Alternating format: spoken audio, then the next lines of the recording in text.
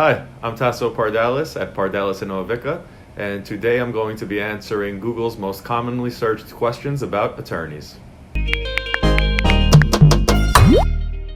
What do lawyers do? Well, lawyers look really important and drink a lot of coffee.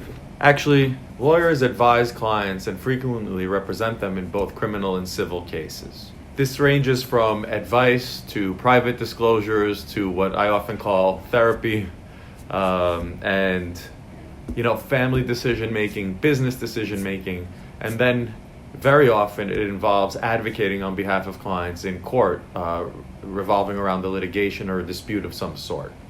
Very often we deal in clients and people's most private and intimate affairs, and we maintain the strictest levels of confidentiality, even between members of their own family.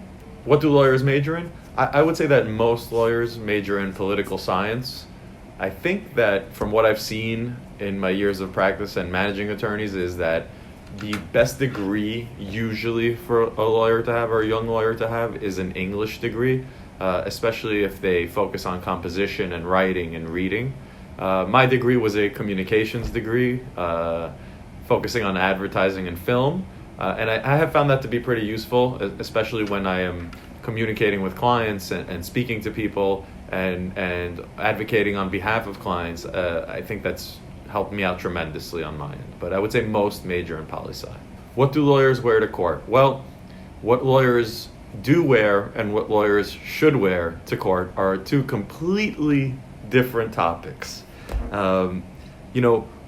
What we here at our firm wear to court are full and formal suits, regardless of whether the attorney advocating is a male or female. Those suits should generally be blue or gray, and you should always wear a tie.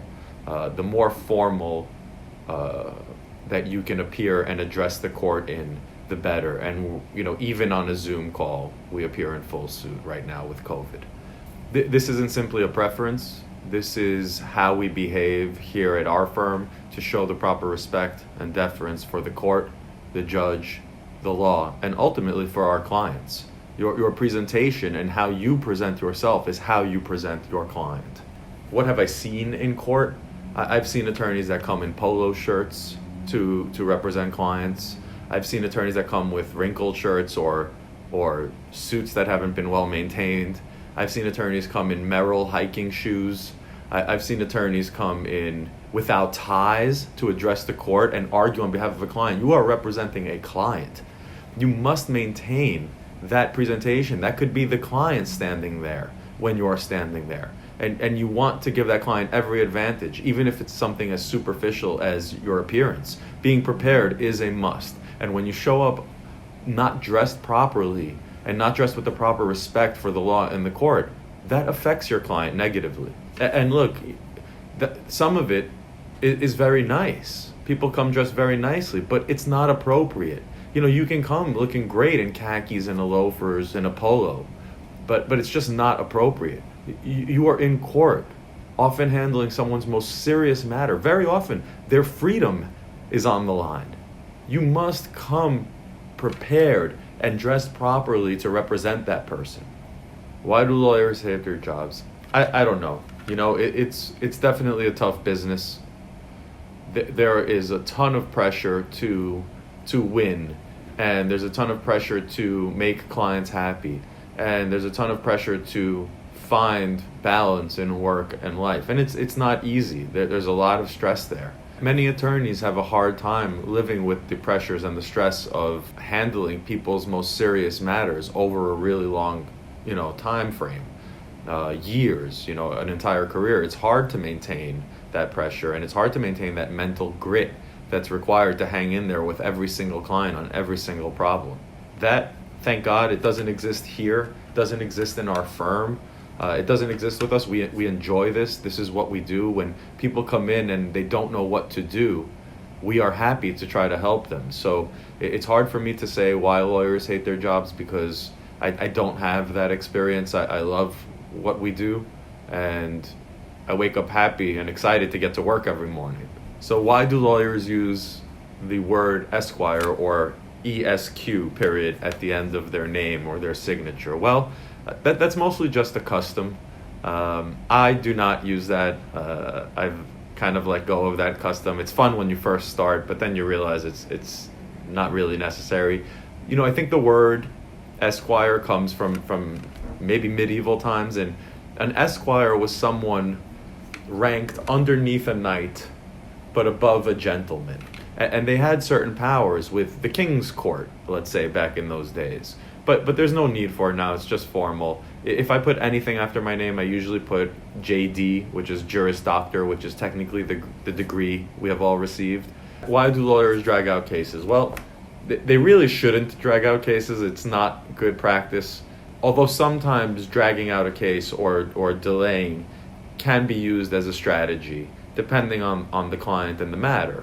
Very often when you do see it used as a strategy, whether it's in litigation or in the military sense or in any form of conflict, the protractor, the one delaying the litigation, is delaying the inevitable, but also waiting for the other side to make their mistake or to slip up, waiting for that window to open so that they can find somewhere to succeed within the conflict. And we talk about it in the sense of litigation, but very often, when you do decide to use delay as a tactic, as a strategy, if you can delay over a long period of time, say years, as many litigations would take, the other side may slip up somewhere and you may find your window of opportunity to either win or achieve whatever goal you want, whether that's settlement or dismissal of a matter. But overall, taking a strategy of delay across the board is a really bad idea. It's bad form. Very often, it can just turn into procrastination. And in litigation and in the practice of law, speed usually wins, not delay. Speed kills. That's what we say. Speed kills. I work every weekend, Saturday and Sunday. I don't work a full schedule anymore because I have a family and a work-life balance. But I would say most lawyers are, if they're not actively working on the weekends, especially litigation attorneys and trial lawyers, they are working here on the weekends, thinking about the next move on a case, thinking about what objections they'll make at trial, thinking about how they're going to put certain pieces of evidence in or what questions they're going to ask at a deposition. So I think the answer is, if you are a practicing attorney and an active attorney in the United States and specifically here in New York, you are constantly working. Your brain should always be thinking about what you're going to do next on your file. Do lawyers take an oath? Yes, we do. And here in New York, under Judiciary Law, Section 466, we take a very specific oath to be admitted to the bar. And in that oath, we swear to uphold and defend the Constitution of the United States of America and the Constitution of New York. And we swear to do everything within the best of our ability to give our client the best representation we can. And so we agreed to support the Constitution and to carry out our duties faithfully to each client, regardless of how we feel about that client. And further, when you are admitted, you go down to the appellate division and you actually sign your name into the roll book of attorneys. And so you're not just taking the verbal oath, which you do, but you're also signing the oath and agreeing to defend the Constitution and represent your clients to the best of your ability, and also to follow the rules of professional conduct here in New York.